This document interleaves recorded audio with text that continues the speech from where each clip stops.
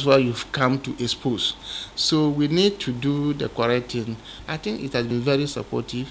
District Chief Executive for Bandai, Emmanuel Atta Tatablata, was appreciative of the mission team's support, adding, the development of Bandai is dependent on the media. Things that we, the leaders, don't know, or we think we can just do that nobody will hear or nobody sees. This time it's not like that.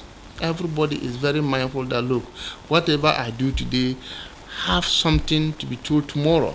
So I think everybody is on its feet, and we will always continue to rely on you.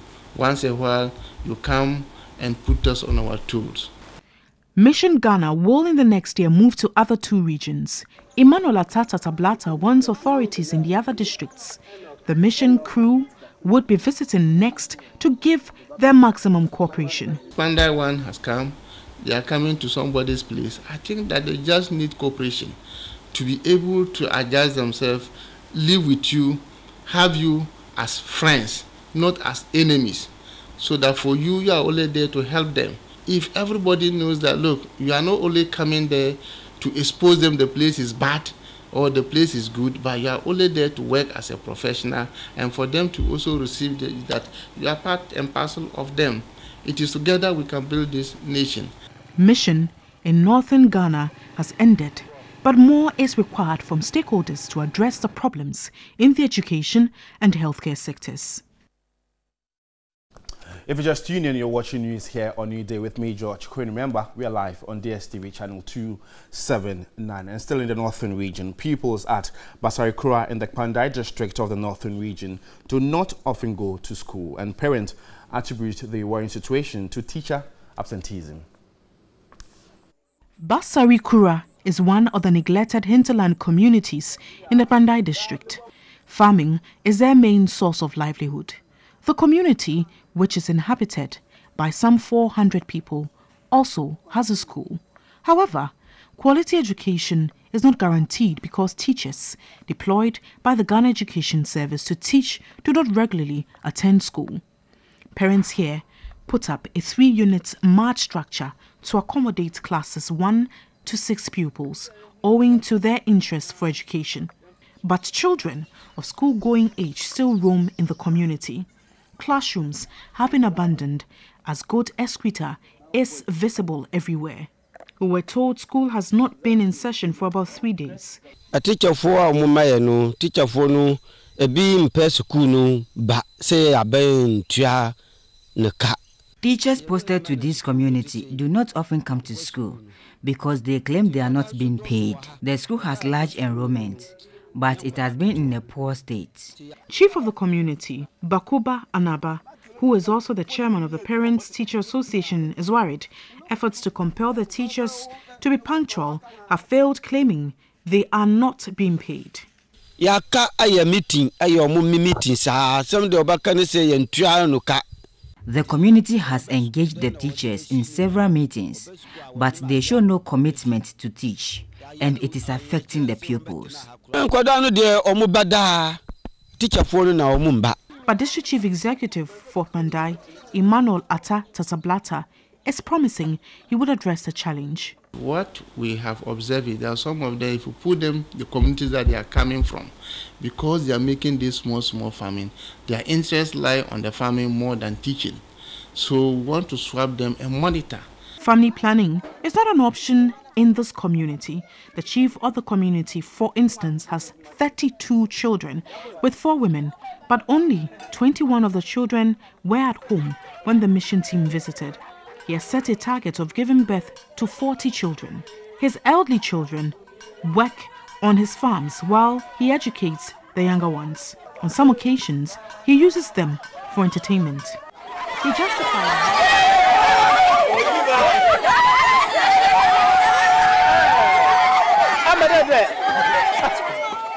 He justified why he wants to give birth to 40 children. I want to give birth to 40 children because I will be able to provide their needs. At Basarikura, people take pride in giving birth to many children. In the midst of poverty and hardship, his elderly son, Bakuba Bula, believes taking after his father is a way to maintain the family's legacy. If my father gives birth to 50, I will also give birth to 50. If he gives birth to 100, I will also do same, because he has been able to cater for all his 4 wives and numerous children. So I feel I should also do same. His sisters are married off at tender ages. Bukuba Anaba has already married off his 16-year-old daughter. This practice is rife at Basari Kura, hence efforts would be required to curtail it.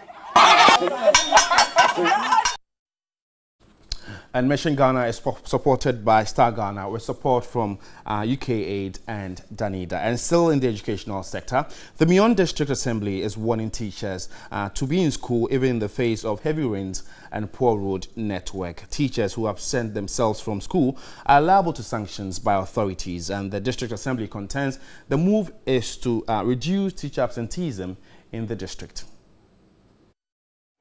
The district can boast of quite a good number of basic schools, and children here have passion for education. However, District Chief Executive Hassim Mohammed is not impressed with standards. The rainy season impacts negatively on academic activities. With rivers crisscrossing each other in the district, most areas are hard to reach during the rainy season. Rivers overflow its boundaries and roads become in more trouble. Most teachers, therefore, take advantage of the situation to stay away from school. A clear instance is the Budalana Primary School, where teachers had not shown up 3 weeks after school had reopened.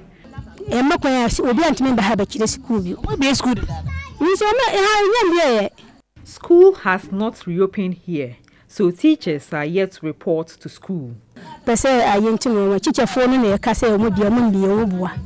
the DCE, Mohammed Hassim, says the practice must stop. The educational authorities have been moving around for the past few days trying to see how best they can make sure that all teachers are at post. It may not work immediately, but they have to ensure that once schools have reopened, teachers posted to the hinterland should try as much as possible within these difficulties to reach the various places. I'm encouraging the communities, that is the stakeholders, assemblymen, chiefs and opinion leaders to come together and build at least one room in that community this year to house a teacher or to house a number of teachers. The following year, they contribute and add one. I'm envisaging that with this, by 6 years' time, every school would have accommodation enough for the teachers. The DCE, Hassim, has a vision to improve on education standards in the districts. Just so you know, you can engage us on stories aired so far on our social media platforms. On Facebook is TV3 Ghana, and on Twitter is the News TV3. And some primary schools in Mion District of the Northern Region require furniture as pupils sit on the bare floor to study, and the problem is compounded with the absence of the school feeding program. Lack of furniture in schools in parts of Northern Region is common. The Shambo Islamic Primary School in the Myong District lacks furniture and pupils sit on the floor to study, a situation teachers say affects academic work. Our big challenge is the furniture situation and that of a classroom, the infrastructure. Because imagine 9,600 children in a class, for one teacher to manage them is very, very difficult for one teacher to manage them. But the DCE, Mohammed Hashim, has an overall vision to improve on the quality of education in the district. He is striving hard to fix key challenges within the education sector. We are spending substantial amount of our common fund in providing furniture. This year alone, we have already provided 500, and we are yet to add another 500 before the year ends. All of it was for primary and GSS. So maybe the next 500 we would consider making some for the KG and the nursery. The situation is same at Bundalana and Kanimu primary schools. Another pressing need is the school feeding program in schools. Out of 75 primary schools in the district, 17 are on the school feeding program. Feeding, honestly, most of the children are actually underfed. And whenever they come, they sometimes break, go, they will never come. And for that matter, we will appeal to our Honorable DCE to do something for that effect. It was a timely intervention on Monday midday when district officials visited the Shambu school with some goodies. The teachers are most grateful to government and hoping that most schools will be on the school feeding program. And away from Myon, we head to Brazil to do some international news, where far-right lawmaker Jair Bolsonaro won Brazil's presidential election on Sunday, promising to clean up politics, shrink the state and crack down on crime in a dramatic swing away from the left in the world's fourth largest democracy. The former army captain has alarmed many with vows to sweep political opponents off the map and comments denigrating women, gays and racial minorities. He will be the first president with a background in the armed forces since the end of Brazil's 1964-1985 military dictatorship, which he has publicly praised. He has tapped retired generals to serve as his vice president and run key ministries. In his first public comment after his landslide victory, he pledged to respect democratic principles, but said he wanted to change the country's direction.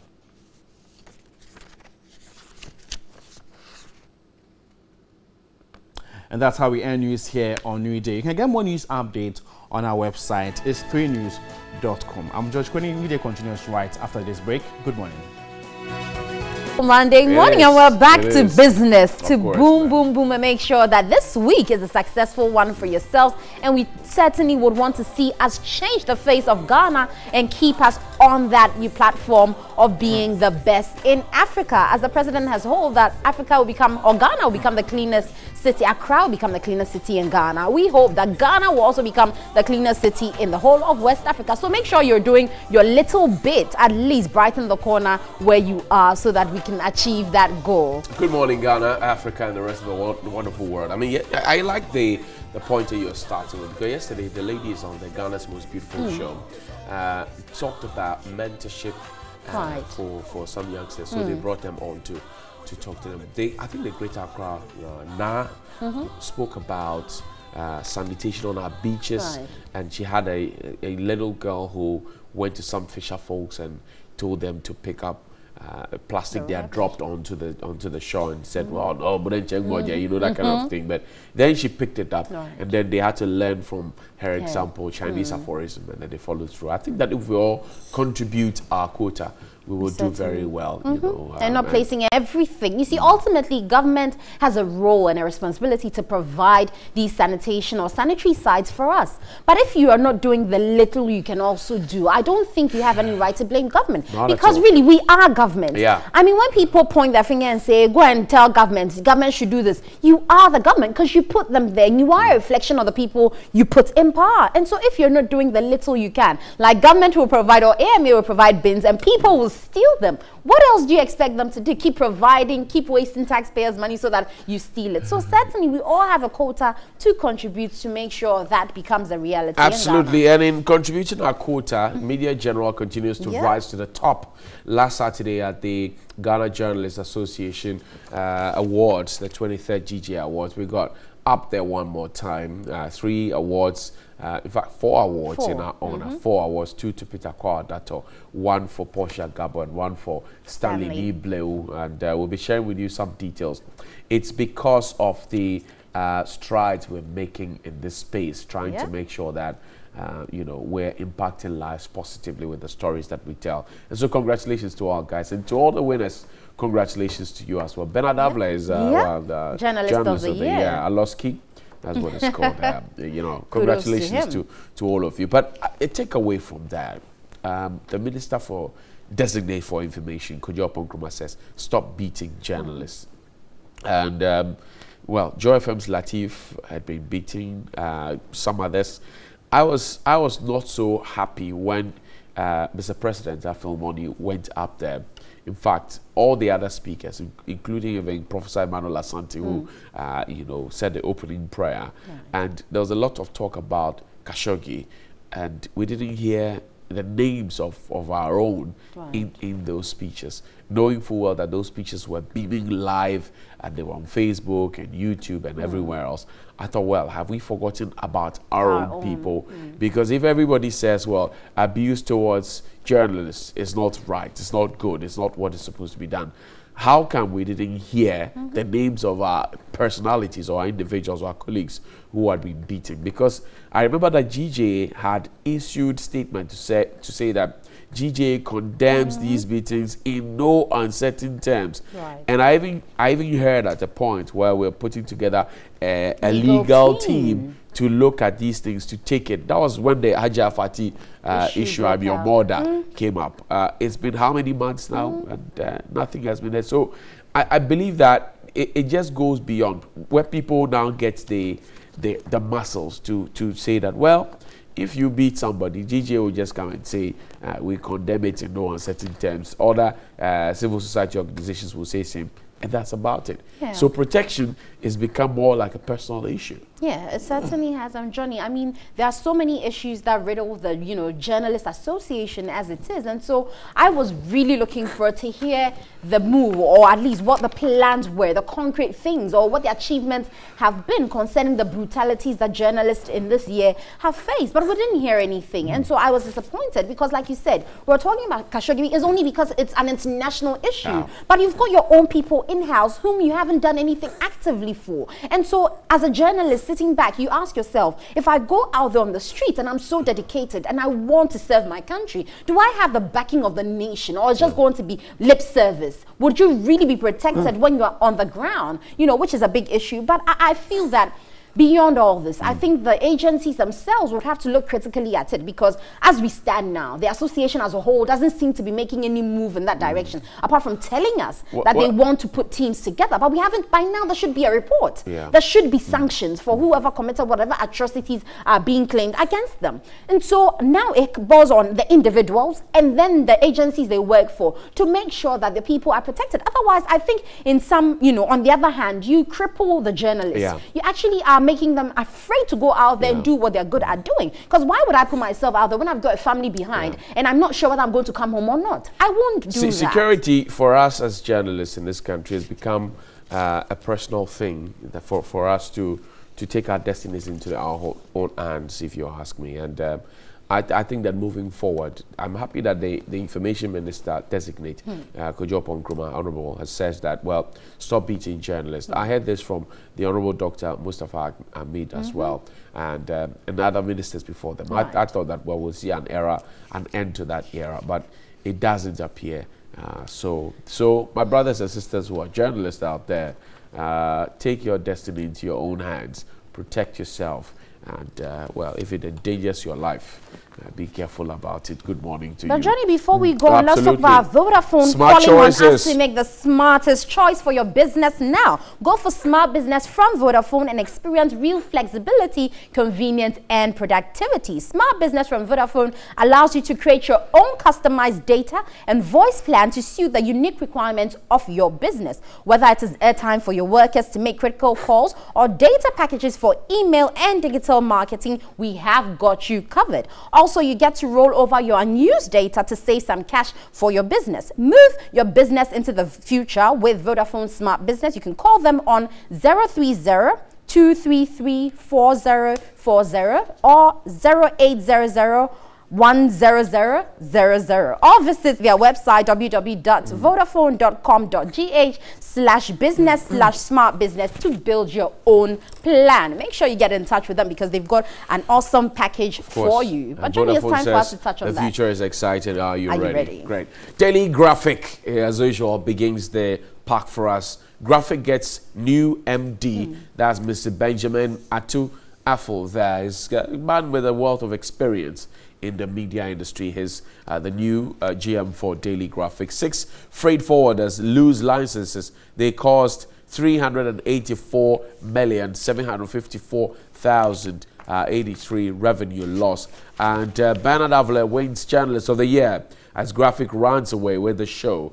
And pay journalists well. Information Minister designate tells media owners at GJ Awards. Well, it's not enough, Mr. Minister, to say pay as well. It's enough to say what is the salary structure, what does it look like. The Ghanaian Times says Bernard Avler wins 2017 Journalist of the Year, and government meets UTAG Goa Tewu SRC today. Stop beating journalists. Kojo Nkrumah urges and condemns murder of Saudi journalists. The BNFT this morning says retreating offshore investors limit government's borrowing options. Government to bail out NBFIs to cost suspected to be another 10 billion Ghana cedis. And Patience Achianu is new group CEO of Holard. That's what we have there. The Daily Guide this morning is our next. It says CCTV cameras pick KNUST bad boys. And Daily Guide grabs 3 GJA awards. NDC elects women youth organizers. And Obed takes on Tobia Feather over OT region. That's Dr. Obed Yao Asamoah. The Finder newspaper, 200 new cars for police. President pledges to make service more efficient. And Think Global Generational, Dr. Awal charges businesses. And Africa's progress hinges on industrialization. Senyo Hosi, bulk oil distributors, CEO there. Ringworld Training Center granted ISO certification. And Bernard Avler is Journalist of the Year 2017. Last but definitely not least, the Herald says government shares expired fertilizer as gifts to cocoa farmers. Multi-million-dollar financial loss incurred. And recalcitrant Suhum MCE fighting communities. And Upon Nkrumah runs from creditors as he hides his savings and loans company. Iyoko probing Ofin Suhine and MP over compensation cash. There, the front page stories there. And perhaps we want to start with issue that concerns us journalists. And the acting deputy, minister designate for information said, well, pay journalists well. It's a good call. But I say, let's have a salary structure and an upgrade structure for every journalist in this country. And I keep making this analogy. I say, look, if you join the army or if you join the police with your first degree and you satisfy all the requirements, you become an ASP or you become a lieutenant or you become a flying officer, whichever it is. You get, or an ASI if it's immigration. So you get first guaranteed job as an officer, dignified job, if you will. Then after 4 years, if you are sat for your promotional exams, you have delivered creditably on the job, you get your promotion to the next rank. Could be a captain, could be a flight lieutenant, could be or whatever it is, DSP, and then you rise to the next step. It comes with a certain pay grade, okay, and certain benefits that come to you. If you leave the GIJ, the AUCC, whichever one it is, and you join the newsroom of any media house in this country, and you satisfy all the requirements, what is your rank? What is your pay grade? Well, no rank. Then when you go on for 4 years, and will you get promoted? When your editor who is in the room, who's had 30 years experience on the job is still there, how dare you say you're being promoted? Promoted to what? So if you say pay journalists well, it is because there's no proper pay structure. Exactly. And it cuts across. There's no proper pay. Look, the GJA has put up this initiative to get is it Kwan's Estate to get affordable housing for journalists. At the launch of that event, there were some journalists who spoke on tape and said, look, even if they work for 50 years, they can't afford this. That should be a cause for concern and worry to anybody who says he has journalists at heart. It should be a big cause for concern and worry to anybody at all. So it's not beyond stop beating journalists, pay them well, stop hiring people who are not qualified, stop getting people who are just pretty and handsome to sit on TV and all of that. We have to also talk about the remuneration. Because if you want the press to be independent, exactly. they have to be independent in their pockets. Exactly. So they are not tied to the apron strings of anybody else to be doing the bidding of somebody else. Right.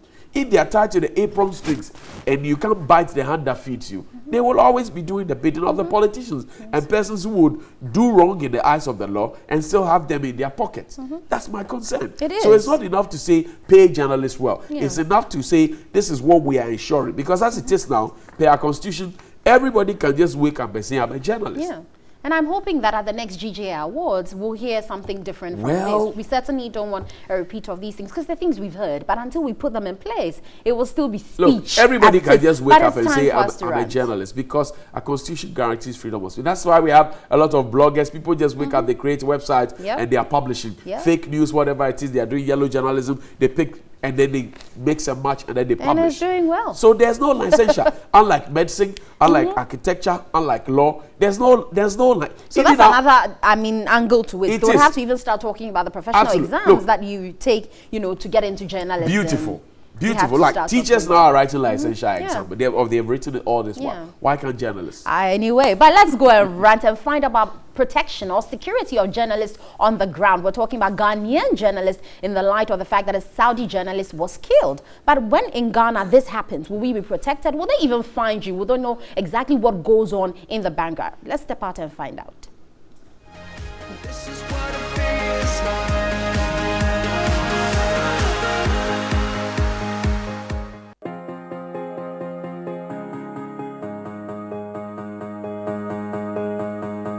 Nobody here knocking at my door. This is what it feels like.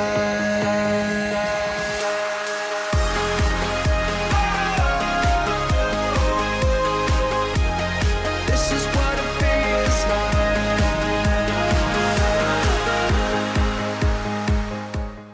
Good morning and welcome to Daily Rant here on Newday. My name is George Quinn. Remember, we are live on DSTV channel 279, and the death of Washington Post journalist Jamal Khashoggi has dominated the international media space in the last 3 weeks, and experts have condemned the gruesome murder and described it as an impediment to press freedom. And so, narrowing it to Ghana, we want to know if journalists in the country are secured in their line of duty. This is Daily Rant. Let's keep talking.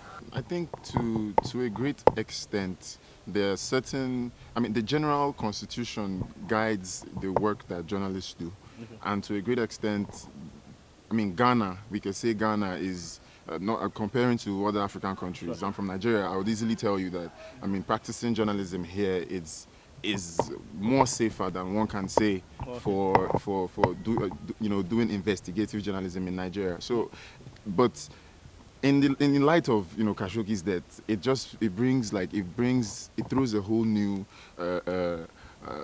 angle of security to the whole thing, because I can say that the height of his investigations is the level of his investigations, considering what we've heard, is precisely what put him at risk. And he wasn't even. But Anas did the same thing. Anas. Yes, but you see, he doesn't even visit Saudi Arabia anymore. It's what I can't fathom is the fact that his life was taken away from him, even though he went as far away as possible from where he knew that his life could be in danger. That is really why I think it's so much of a big shock. Security for journalists, it can never be enough.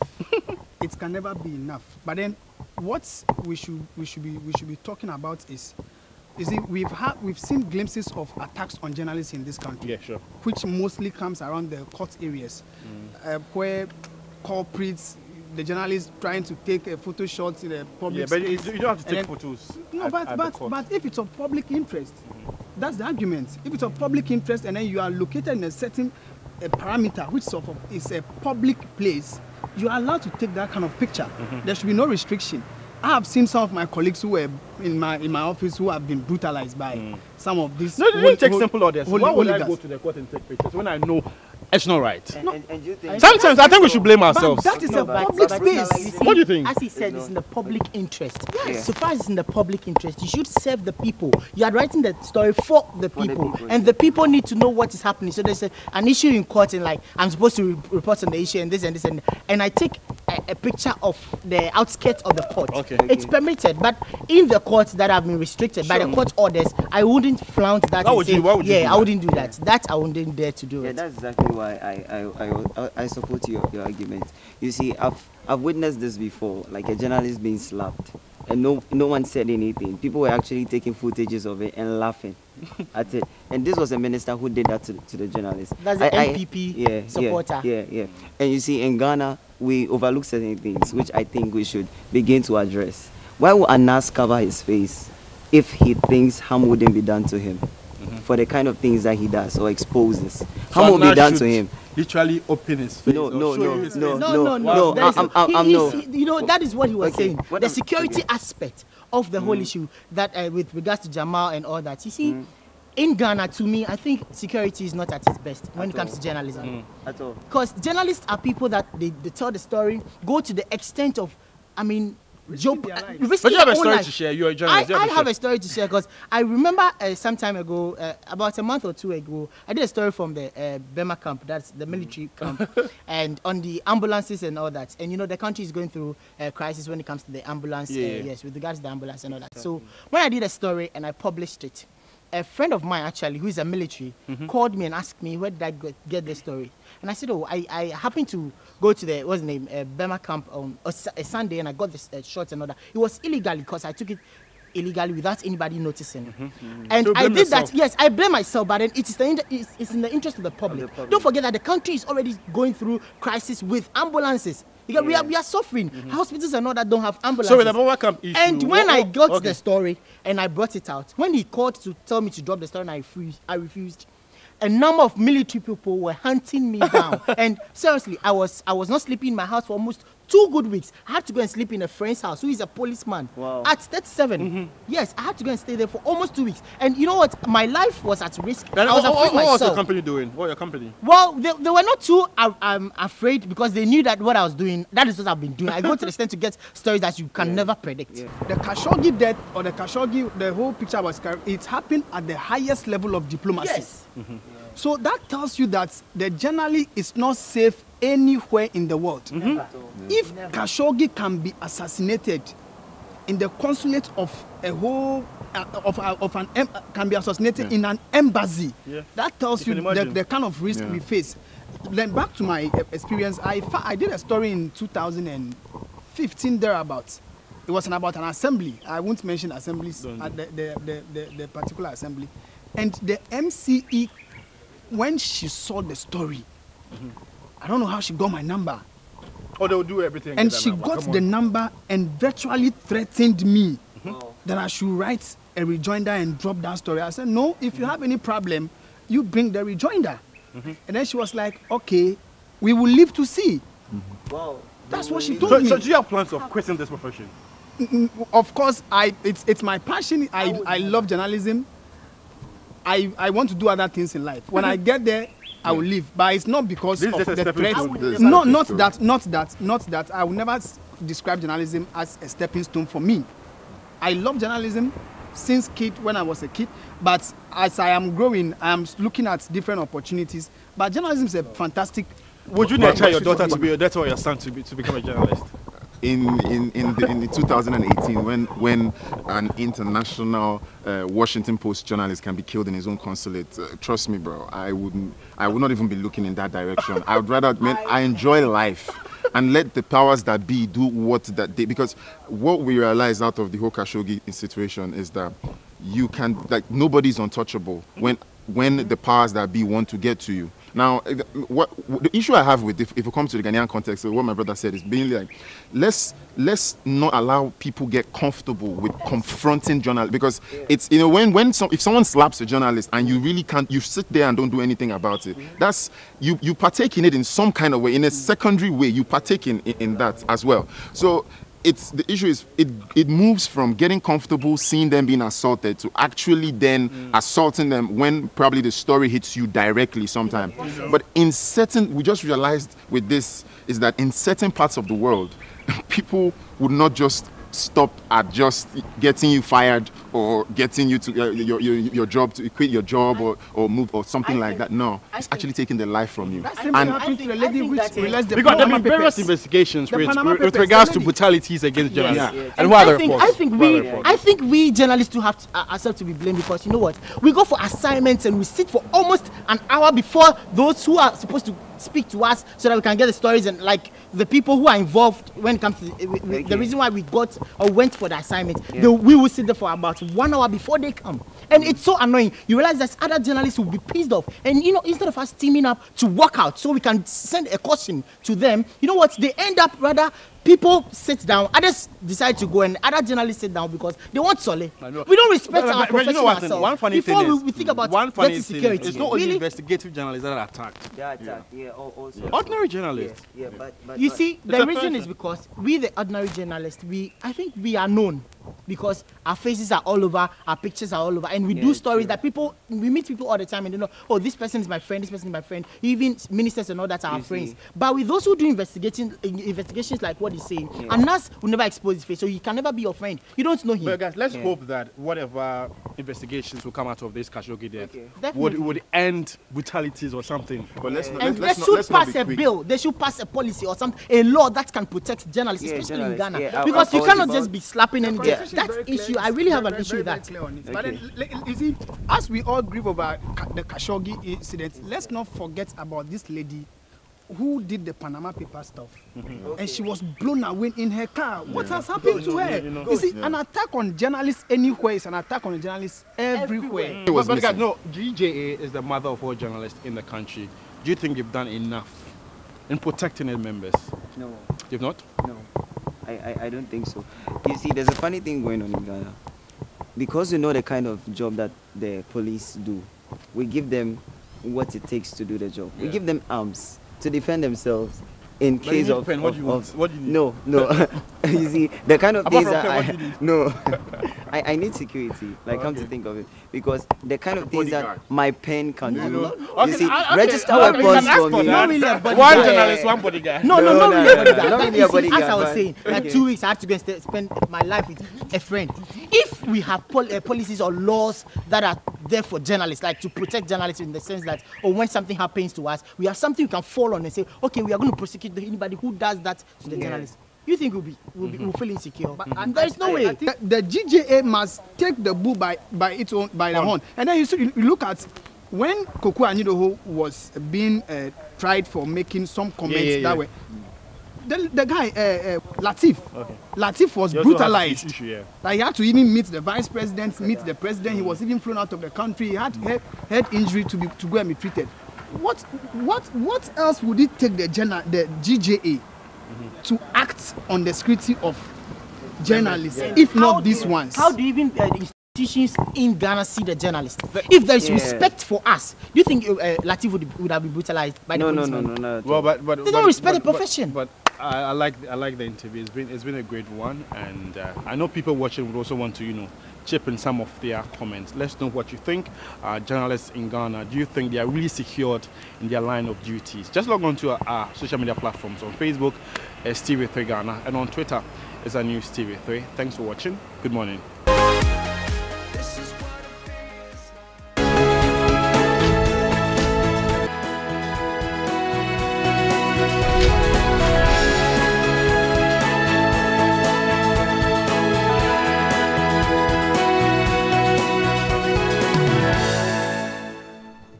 Welcome back, and thank you very much indeed. Now, if you're noticing this is the Poppy Appeal. We do this every November, but we're starting earlier. Of course, the World War ended on the 11th of November 1911, and so we do this to raise funds for men and women who fought gallantly with the colours, just to make sure that their lives are comfortable at this point. So if go around, I mean, there's the supermarkets and all around the filling stations, you can get a poppy. There's a poppy appeal.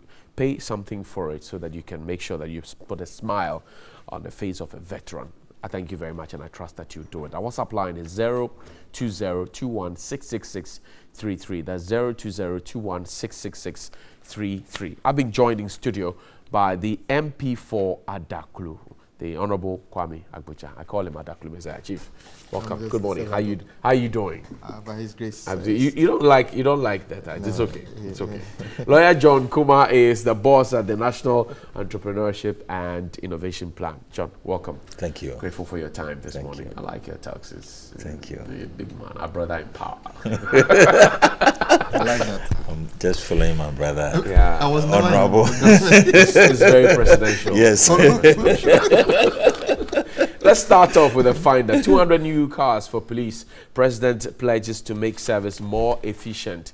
And read a bit of the story on page 2 of the finder. It says the Ghana Police Service has received a total of 200 saloon cars to make it more efficient in the discharge of its duties. President Akufo-Addo, who handed over the fleet to the service at short ceremony at the forecourt of the police headquarters in Accra on Friday, said the gesture forms part of government's commitment to improve the force's operational capability and provide security for Ghanaians. John, this certainly is good news. It's been long in coming, but it's finally here. Yeah. What say ye? Well, this is good news to the Ghana Police Service. Obviously, this is not the first time the service is receiving fleet to their stock. We hope that they'll be able to maintain the vehicles in good condition for a long time. Okay. And we also hope that their services will be enhanced and more efficient to the citizenry who require their services. Sometimes you go to the police station and they tell you you have to go and have your own transport before arrest can be made and all that. So it is good to equip our police and all the forces. His Excellency Nana Addo Dankwa Akufo-Addo has done very well, and I think we need to commend him. And of course, every government tries to equip the police, and he's done very well by providing these equipments and vehicles to the police. Like I said, I hope that they will be properly maintained and be put to proper use to benefit the citizenry. A few months ago, after the death of the gruesome murder of Chief Inspector Ashilevi at the Kwabena police station, the Vice President, in fact, the President said that the police were going to be retooled. Among the things that they were asking for, I think the CCTV cameras at every police station was part. They were asking for ammunition as well. But this is the first round of vehicles. Yeah. Do we know when the next step is going to be taken in terms of retooling? Yes, it's a process, and I think it's still ongoing. These things takes a while. I think this, you remember when the certain procurements were done under the previous administration. Right, and some the president, 100 vehicles. Exactly, and then the president cut it down to save some of the money to invest into these vehicles. At that time, procurement had already been done, but this retooling and acquisition of CCTV cameras and the rest will have to go through procurement processes and before finally they can be done. But I know processes are ongoing. Given the if you will, the importance that it brings to the job, because the president says the citizenry will be protected. Already, we have a shortfall of policemen. The UN says 1 policeman to 500 people. What we have is 1 to over 800 people. So already there's a shortfall in that direction. Is it not worrying that the processes perhaps are taking too long a time to materialize? Well, I wouldn't say it is worrying. I mean, a journey of 1,000 miles begins with the first step. I mean, the first step is that we've seen the commitment of government providing over 200 vehicles to the police service. For me, that's a good step in the right direction. And the others too are coming. It's not just even about CCTV cameras and ammunitions. We have to do a lot more to even train the police service to understand the times that we are in and how they can also improve on their responsibilities to the citizenry. So I believe a number of steps are ongoing, and eventually we are going to see an improved police service to the country. All right, Kwame, let's step in for me. So this is a step in the right direction, John says, and it's just one bit of the process that's ongoing to make sure that the police is retooled. Do you see a retooling of the police? Well, thank you very much. Good morning, my brother. Good morning to my friend in government, and especially good morning to your cherished viewers, especially those from Adaklu constituency who rely heavily on this program to update themselves as to what's happening in the country. I want to take the opportunity to congratulate the newly elected women and youth wing leaders of our party.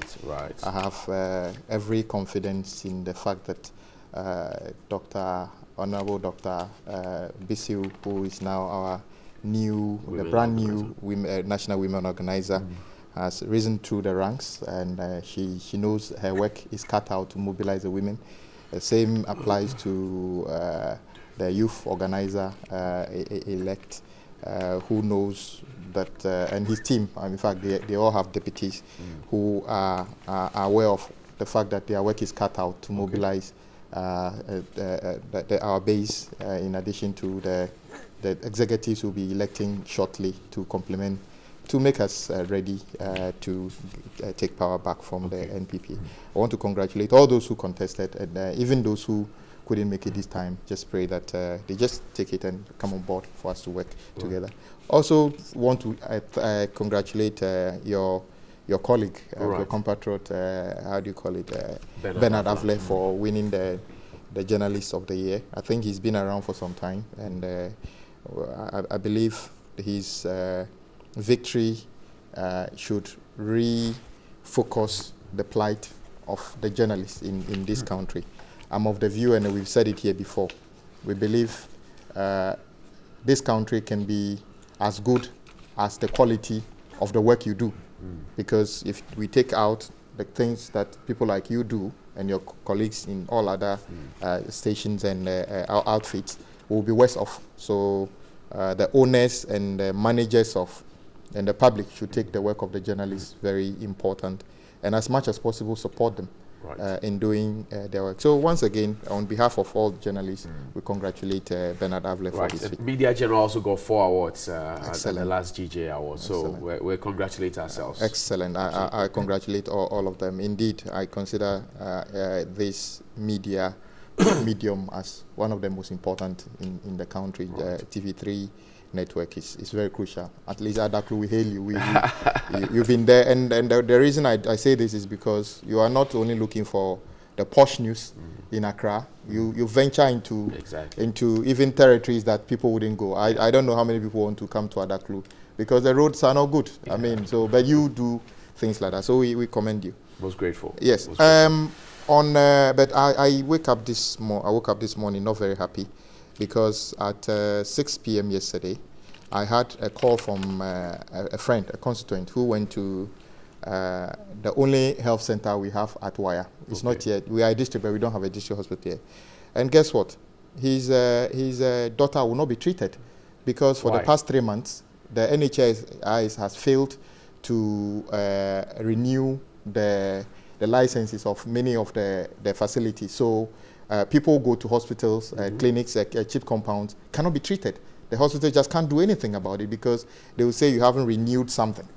And so not even the first aid is available. And I'm using this medium this morning to ask NHIS that process where you say that the district health director should come and do some plenty paperwork, can we do these things in advance so that we don't have a situation where a government-run health center is more or less unauthorized, or people work there and then they can't afford to give the proper health care that is required. So NHIS sit up.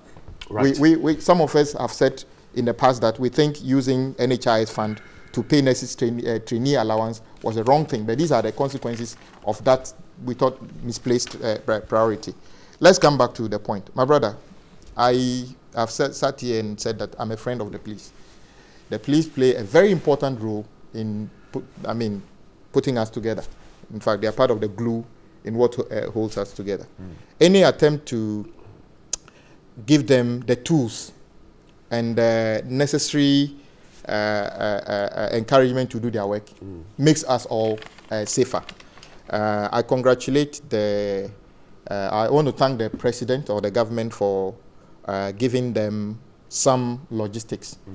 Though I consider those logistics as totally misplaced, because why are they misplaced? Well, 200 cars. Yes, 200. It's just like getting you a Mercedes to run a taxi service in Adaklu. Why do I say this? A Mercedes-Benz saloon car. The road condition of this country has never been worse than this before because of deliberate government policy to abandon road projects. So the road condition in the country currently is the worst of. What it means is that if you are a vehicle owner, you will pay more for maintaining your car. Adaklu as a district has maybe 10% of our road, maybe less than 10%, maybe 5-6% of our road, which is tarred. 200 vehicles. We haven't even been told what purpose those vehicles are for. We have over 254. We have about 253 districts.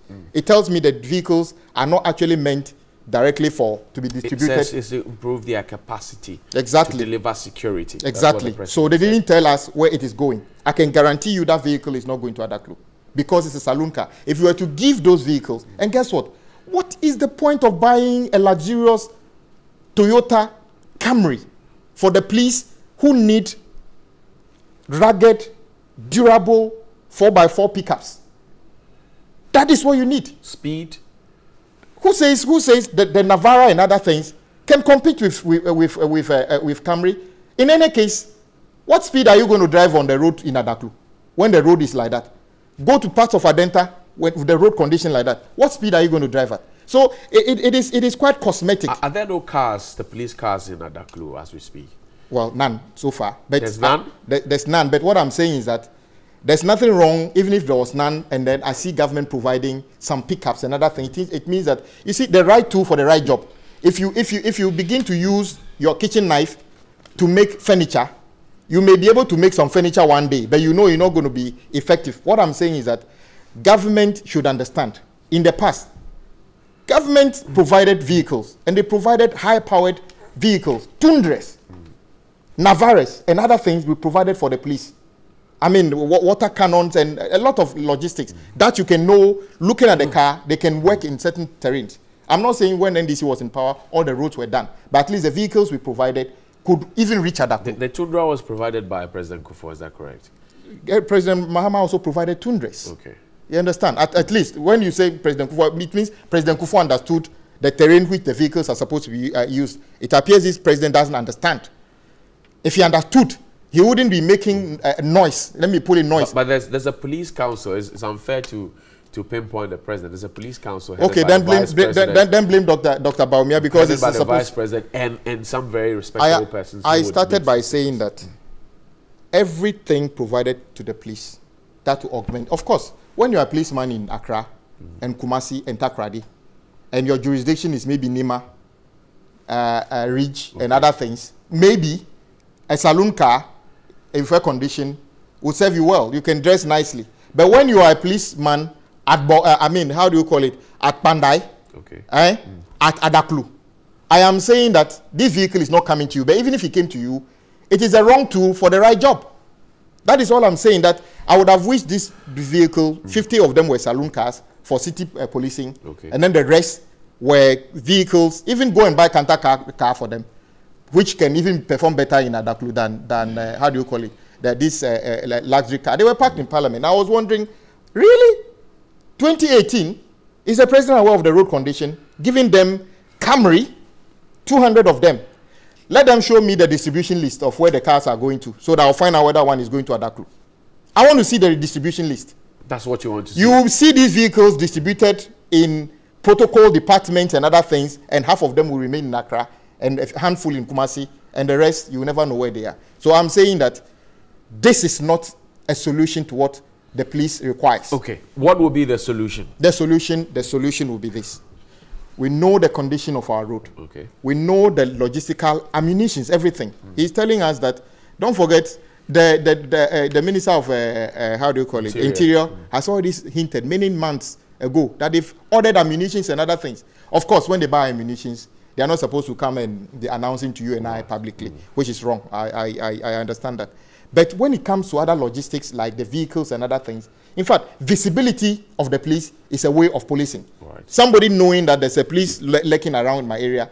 But I'm saying the Camrys are not the most required vehicles for the police today. Okay. What they need is pickups and other things which can go further, even in Accra.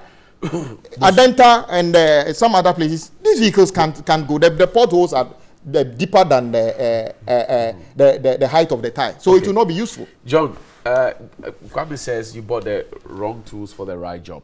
I am surprised at the kind of analysis Honorable MP is making. I mean, his view of Ghana in the eyes of Adaklu alone is totally wrong. When you are talking about a decision for the Ghana Police Service, you don't just use Adaklu as the basis to define whether the Ghana Police Service requires a Camry or not. I mean, if you remember, President Kufuor brought in the Peugeot. You remember? Peugeot, yes, and blue-black Peugeot. Exactly, right. And it really served the police well in this country. And then all over the world, you have rugged pickups and whatever kinds of cars to complement saloon cars as well. Policing all over the world is not just about rugged cars. You understand? Even if you are talking about city policing alone, 200 cars, it's not even enough. Assuming what the point is making about the bad roads in villages not convenient to use saloon cars. In any case, the 200 cars we are talking about is not the only fleet of cars that the police have. Does he have a genuine concern about the state of the roads in the hinterlands and how these cars may not be able to fare there? You see, let us not forget the circumstances of these vehicles. You understand? It was the NDC government that ordered in excess of official luxurious cars that His Excellency the President decided to convert some of these things into these vehicles. You understand? It's not like government decided to go and acquire 200 Camry cars. We didn't have a choice in the circumstances than to divert some of these vehicles to the police. And as we speak, we know how, I mean, the police force and the Ministry of Interior are happy that these cars are going to help the efforts and works of the Ghana Police Service. So clearly, even if the police require other vehicles, it doesn't mean that these Camrys are not going to be of help to them. I think the government has done well in the circumstances, and we must commend the efforts of government for providing these vehicles to them. And that the fact that one district have bad roads doesn't mean that we don't need 200 cars for the Ghana Police Service. And I think that if we can even do more than the 200, we should do. And this does not stop government from adding pickups and tundras and all other kinds of vehicles that can support the works. The question is when is that coming? When? It's a process. Well, I mean, it's a process. Every process has a timeline, don't you think? Yeah. But you heard the Ministry of Interior, and some of this security information. It's not every time that you have to hear it in the news. It's ongoing, and so far, I think that is a very good step, and it's not the end. We will continue to make sure that the necessary logistics and resources that the police service require are given to them. Okay. I think I agree with him when he says, of course, no government has provided all the logistics to the police at the same time. Right. But when he started with the Peugeot, you will notice that the Peugeot cars provided by President Kufuor were one of the, in fact, they were short-lived. I mean, they couldn't last that long at all. And I have no problem if you provide logistics for policing in the city. I'm just saying that the country is beyond Accra, and majority of us don't live in Accra. Okay. So, and I thought initially he was saying that these logistics, I mean, these vehicles were provided by the NPP government. So I was surprised he said that actually NDC paid for it already. So all they did was to swap the luxurious vehicles for this. And I'm like, what luxurious vehicle did you swap to get a luxurious Camry? They made savings. No, that's what the V8. They are buying it every day. I mean, they are V8s. My brother, what do you think that the 111 ministers, show me one of the 111 ministers who hasn't got a V8? John? But why? Are they not entitled to have V8s? So they are buying it. So when is this? The cost that you were buying it that we have saved 200 of these vehicles. So you saved money. We saved money from their wasteful expenditures. I can tell you. So you see, it's not about numbers. If you were even buying 50, and we can have 110 plus additional 200, we have done very well. I can tell you for a fact. There's no evidence that a Land Cruiser that costs maybe, let's say 100,000, NPP got it for 90,000. There is. That is how this savings was done. My brother. These 200 vehicles is not a new expenditure. My brother. It's not a new expenditure. It was savings we made on their wasteful expenditures. You have John, point well made. You have a mouthpiece at the, you have a big media outlet. In fact, this is the first time the government even employs a blogger as a government appointee. Show us the savings you made which bought these cars. My points are clear. These 200 vehicles are misplaced. They should have been pickups and other things simply because by the government's own policy of abandoning roadworks, our roads have gotten worse off. So they should have been aware of what the vehicles are going to be used for. It tells me the president is not on top of his job. He doesn't understand even the terrain on which it's just like going to Europe in winter and then wearing T-shirt. It means you don't know how Europe it works looks like in the you winter. want to draw the president in at all costs. But you saw him giving the credit to the president. It's only when I reminded him that it's just like buying, like the last analogy I made, preparing to go for a trip in Europe and using your T-shirt. It means you don't know. You don't know. Nobody in Adaklu drives Camry. Is that what he's saying? But if somebody have gone to buy his own Camry, is that what you are saying? But nobody in public drives expenditure, a luxurious car. Is that what you are saying? That cannot be true. If you are expending public funds, in any case, if you are expending public funds, it should be value for money. And I'm saying that assuming there are people in Adaklu that drive Camry. Assuming these vehicles were even going to Adaklu, but he's told us, I can bet you that none of those vehicles is going to Adaklu. We don't but know you have just rejected it. You have told us you don't deserve it. My brother, I asked for the distribution list. Right.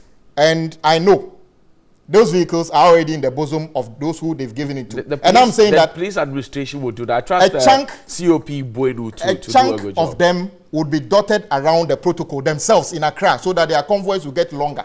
It is not meant to police Adaklu. If you were to buy a vehicle to police Adaklu, to Agotimes Jofi, Pandai and Co., these are not the vehicles you buy. You sound so sure that these will not get into the hinterland. The vehicles have already been distributed. What are you talking about? How? So, how did you know that? I am telling you the vehicles have been distributed. On what authority are you telling us this? Okay, show me whether the vehicle is going to. You have made up your mind. John, you say you made savings for us as a country. Yes. And this was because of how much was being spent at the time to acquire some of these things. Yes. When His Excellency came, the NDC had already committed government to purchasing luxurious vehicles, V8s. But His Excellency reviewed it. And he wants evidence. The evidence is the 200 vehicles that we are seeing. This is not a new expenditure. It is what they wasted already that we redirected some of the monies into these vehicles. And now, so we bought those ones for obviously, the cost at which you ordered those vehicles had to be reduced. And the savings we did are these 200 vehicles that are coming to the police service.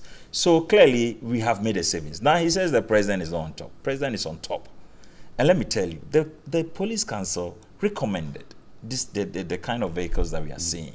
And he cannot tell me that there's nobody in Adaklu that drives a Camry. You go there and see other cars, even more luxurious cars that are being driven in Adaklu. That would be somebody's private decision and expenditure. It doesn't matter. If somebody can drive in Adaklu in Camry, why can't the police drive in Adaklu in Camry? What stops them? Value for money? But who determines that value for money? If they knew value for money, why were they using all these monies for V8? Okay. But there's no evidence. There's evidence. The evidence is the 200 vehicles we have brought in. How many did we order? How many did we order? So many. And we reduced the cost and the number and brought the police 200 We'll vehicles. get details That's the in the savings coming we have days made. About the distribution list and all of that. Key on the front pages, I see on the Ghanaian Times, on the Daily Graphic, Minister Designate for Information, Kojo Ponkrumah, says, stop beating journalists. And he also says, pay journalists well. These are two critical issues. I'd want us to box into one.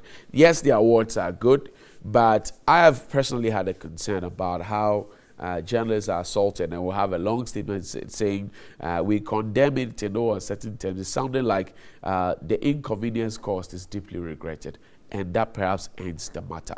I'll start with you, Kwame, on this particular one. The pay structure, or if you like, grade for journalists, and the recent spate of assaults on journalists. What have you to say, sir? Well, this is one of the most difficult things to talk about because, first of all, we know by the close of the day, what I have as information is largely because of the work some hard-working men and women behind the scene who I've never met have done. I'm not saying all of them do a good job. Some of them are fake news, but then majority of them are good jobs. They do. When I come here, the public doesn't see your crew. They see the three of us here. Right. But there's maybe 10 times a number unseen who actually make sure the people in Adaklu are watching the three of us. Right. Their welfare must be our concern. True. Otherwise, one day we wake up and the three of us are not here, or whatever we are, nobody knows about it. It's in the interest of the public to demand free press and then a happy reporter, happy host. Simply because I don't think a doctor who has just had a fight at home with the spouse is that much a good doctor when he or she enters the theater. The same way, I think when you have a journalist who can't even pay their rent out of their earnings, I'm not sure why you think you are demanding proper reportage and other things from them and continuously. So I think it's a collective thing, and I believe as a country, we should be able to find out if we call them the fourth estate.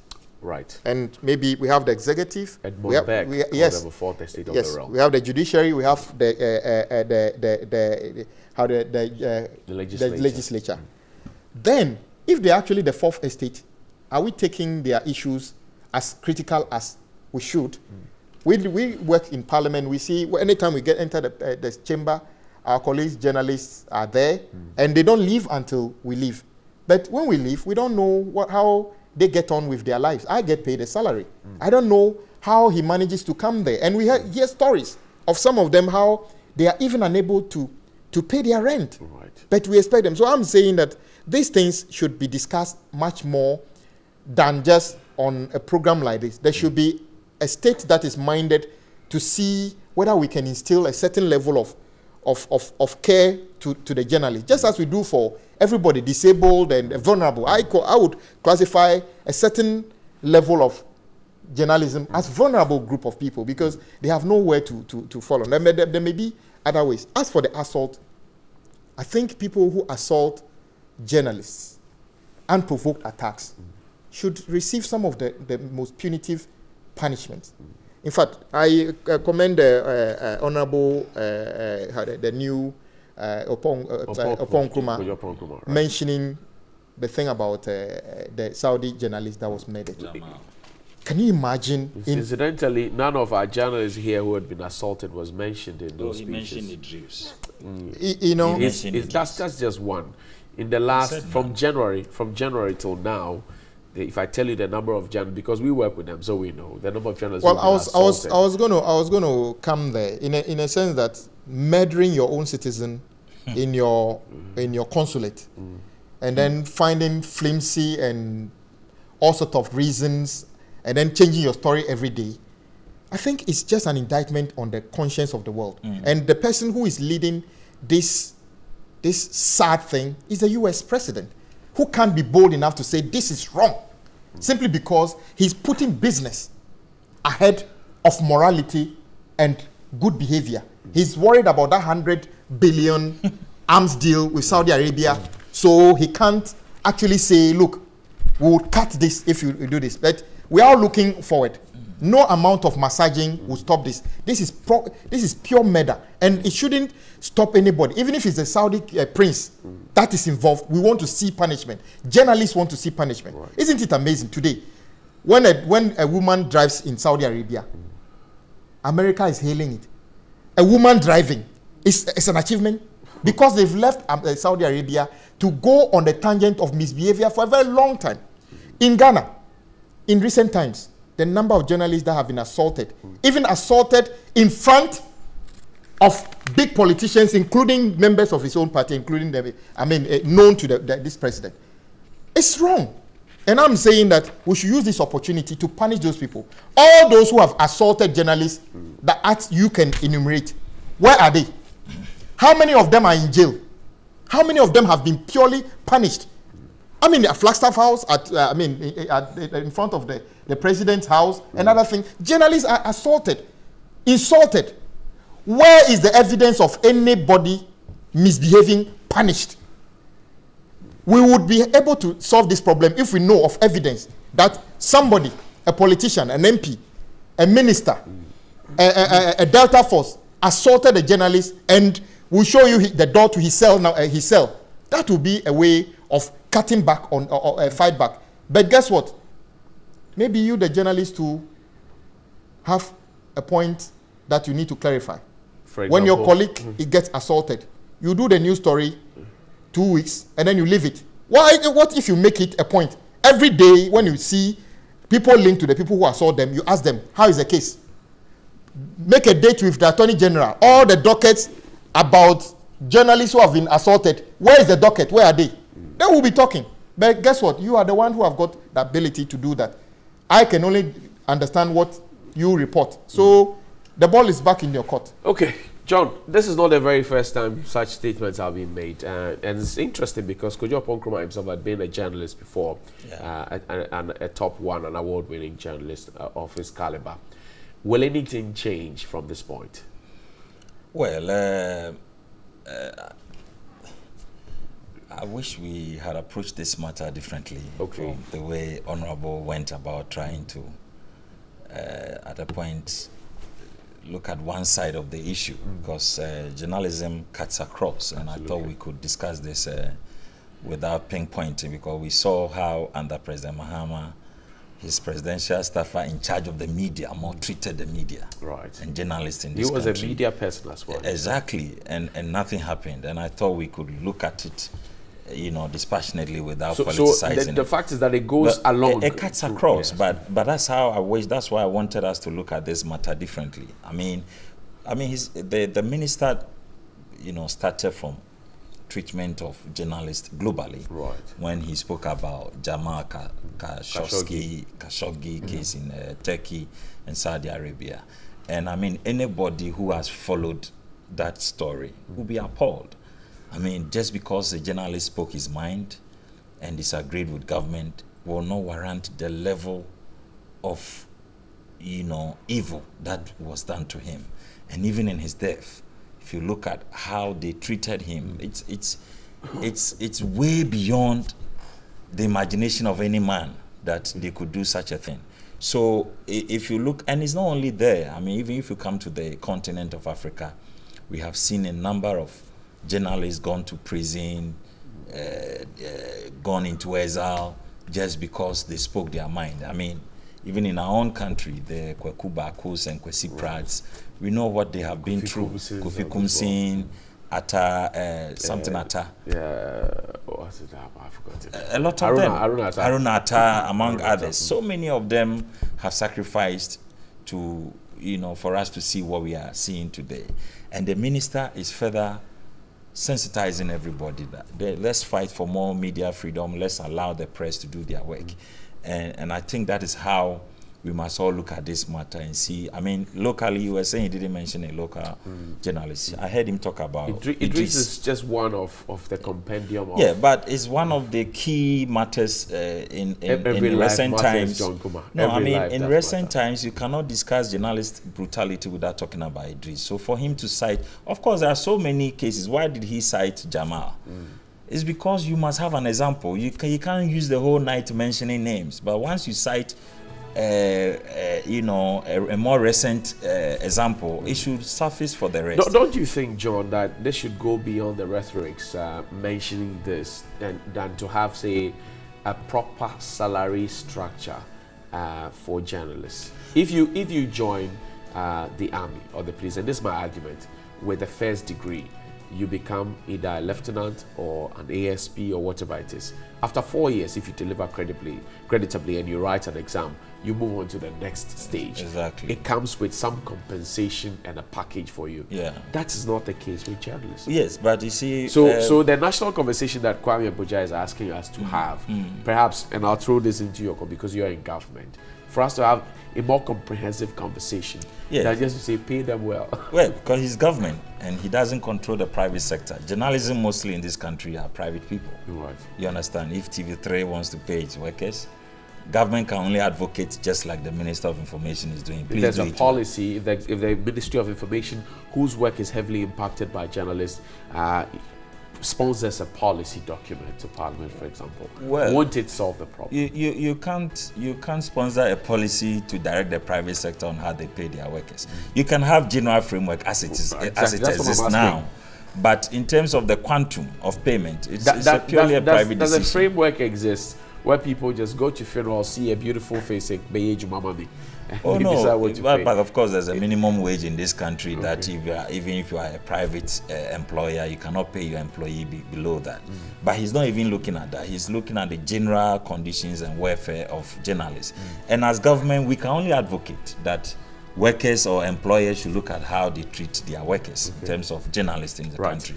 But we cannot set bars because we are not the people paying. Because when you force the private person to pay beyond a certain threshold, you are forcing him to lay off some workers. And I think generally we will encourage private media owners to look at how they can enhance the package, you know, because it appears journalists are surviving by solely. And sometimes it affects the quality of the work that they do. Right. And I think, but you see, even though we are also that's talking our about... closing bell, actually. Oh, really? Yeah. Even though we are discussing about the problems of journalism, let's also talk about the responsibility of journalists. I think some of the journalists are involved in too much fake news. Okay. And they must also learn to be responsible. Should we start having a licensure for journalists? Yeah, I agree with the minister with the proposal. Law has a licensure exam, architecture has a licensure exam. Why can't we have journalists? Well, if it is possible, why not? Okay, thank you. We got to go. Yeah, having a licensure will not address the issue about remuneration and welfare of journalists. Exactly, right. That's more private. Almost 20 journalists, including one of your own, was assaulted in last 15 months. Right. That cannot be accepted. Yes, that should not be accepted. Most grateful. John Kuma is a legal practitioner. He's a member of the MPP's communication team. He's also the man to speak with at the National Entrepreneurship and Innovation Plan Office. John, thank you very much for your Monday morning. Executive and the Honorable Kwame Abuja is a member of the NDC, and he is the Messiah of Adaklu. The people of Adaklu look up to him. He's also a ranking member of the Roads and Transport Committee of Parliament. Chief, thank you very much. 3.0, right? After the break, there's more here. Stay with us, we'll be right back.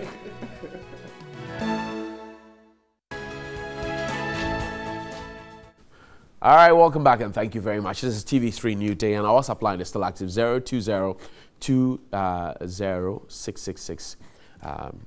33. That's our WhatsApp line. I've been joined this morning by Dr. Angela Barnes. She's a physician specialist, head of stroke team, La General Hospital. Also, Mavis Ajiti Ago is a principal physiotherapist, La General Hospital. And Emanuela Anum Nyanyo Few is a nursing officer, stroke nurse at La General Hospital. Ladies, welcome. Good morning. And can I say happy stroke day or happy World Stroke Day? I don't think I want to say that. Stroke is such not a good thing. But that's what we're celebrating today. I start with you, Doc.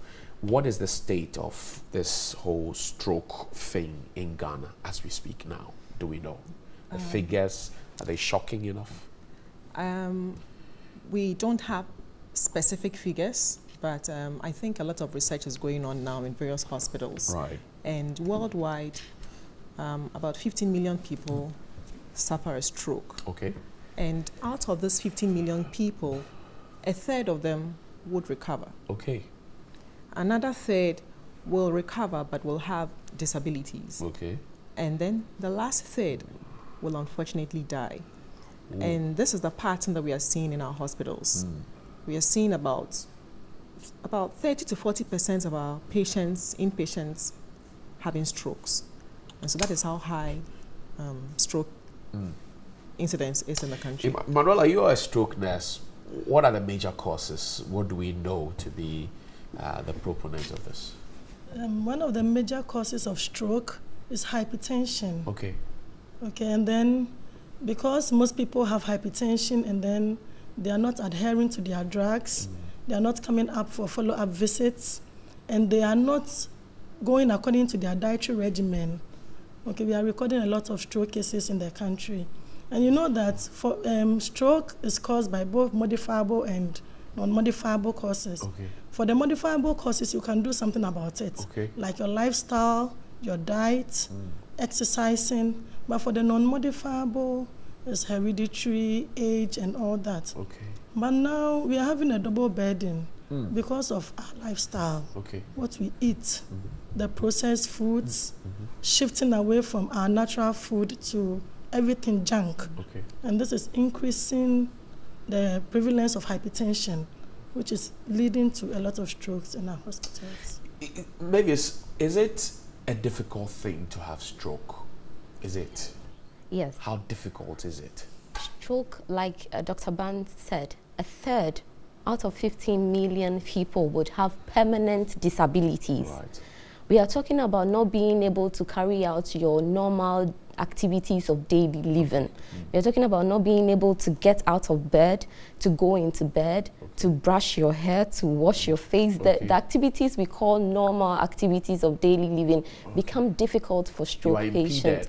Yes. So walking around and then one day having to just not be able to walk again is quite a burden. It's a burden on our families, it's a social burden, it's a financial burden. You have the whole society burdened because of the disability that these people end up with. You're a physiotherapist. When you see people with stroke come to you, people who were once active and all of that, what is the mood and sense you get from them? Shock, disappointment, resentment, what is it? What do you get from them? Yes. It's a mixture of all those emotions you are mentioning. There are some that are very enthusiastic, ready to work, to get up again and move on. There are others that are so emotionally disturbed that you can do very little to help them. The zeal to be up and doing again is lost totally. That is where functional independence comes in. The aim of the physiotherapist is to help the stroke patients become functionally independent again. So we have what we call neuroplasticity. After the injury in the brain has the ability to reorganize and rewire itself. So the physiotherapist comes in with specific tailored activities for the individual to recover those functional things, to recover those movements all over again. So it's a lot of emotions there and a lot of work. Do they cry? A lot. Wow. A lot. They cry. There's this inability to speak, slurred speech, which is one of the complications of stroke. If you once could speak and then all of a sudden you've lost your ability to speak, you ask them anything and they end up crying. Doc, let me come to you. Thank you very much, Mavis. Doc, so symptoms. Let's talk about it. Somebody's alive and well, active, going about. Then all you hear is, oh, he just had stroke. One side of his body is numb, is dead. How do we identify the symptoms? Thank you very much. I think commonly what everybody knows is the fact that one side of your body is dead. Right. That's the commonest. But there's a variety of symptoms that stroke presents with. It could just be that the patient may just be suddenly blind. It could be that the patient suddenly loses balance, feels dizzy and loses balance. Or it could be that he just has a twist in the face or a drooping of the face, such that he notices that he's actually drooling saliva or drooling food Okay. because the patient isn't able to suddenly swallow. Okay. And there's something we always say, act quickly. We say you need to act fast. Okay. So we say FAST, act fast. Okay. F meaning, do you notice suddenly that you have a drooping face? Okay. Or suddenly, are you able not to smile? Okay. That's F. That's for the face. Okay. And then A, have you noticed sudden weakness in your arm? Are you able to Okay. lift your arm? If you do Okay. not, if you are not able to, then possibly that may be a stroke. Okay. Then S for your speech. Is your speech suddenly slurred? Ah. Or is your speech suddenly absent? For Okay. some people, there's no speech at all. And if you notice any of these fast rules, FAST for time, you need to act Okay. fast. You need to Okay. report to a nearest facility as soon as possible. So these are the symptoms you need These to are look the out symptoms for. of Does what we eat have any repercussions on, or if you like, make us susceptible to getting stroke? Definitely. Because of modernization, Okay. there's a lot of junk food.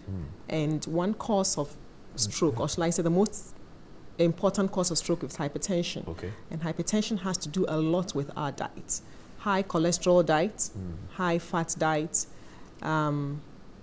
high sodium, that is Okay. salt. So Friday night, Yes. chilling with the boys, I grab a cold bottle of beer. I get pork, sizzling, flame-grilled pork. I munch it down. I get pizza. I top it up. I get banku with tilapia. It's dripping with oil.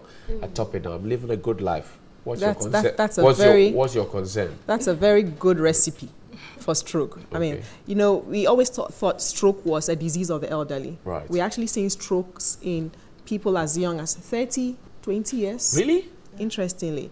And it's so sad. We actually have a case we managed with 30 years. And I know several hospitals are also reporting people in their 20s having stroke. And it's all because of the lifestyle. Has shisha anything to do with stroke?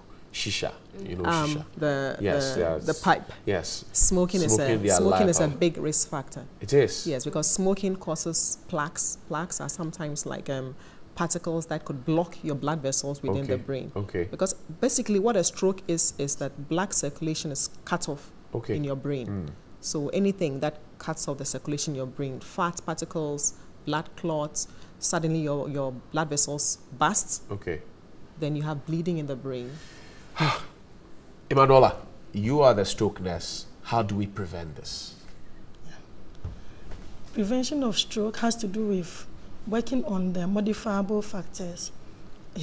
Doc has already spoken about diet. Right. We also want to look at exercise, and stress. Most of the times, Ghana has become so difficult that everybody is stressed here and there. Okay. When people are stressed with school fees, people are stressed with rent, the economy and all that, there's a burden. It sets them thinking and brings their blood pressures high. Right.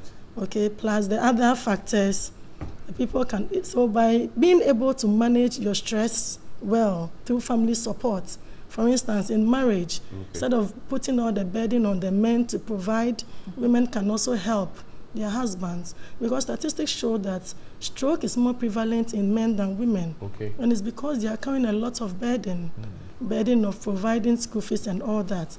So by working on our stresses, by working on our diet, by exercising once in a while, not exercising to come back to eat junk food, going for jogging to come back to drink beer and eat pork at the end of the jogging. And then when we eat all these junk foods, exercise burns out the fat. And when fat collects into the bloodstream, it forms what we call the atherosclerosis. Atherosclerosis disposes or dislodges a clot, which can block the blood vessel to give us another type of stroke. So there's somebody who eats all these things, and the argument is that, well, we are eating what we can get. So they're getting fried yam with pork, 9 p.m., quaffing beer and everything else.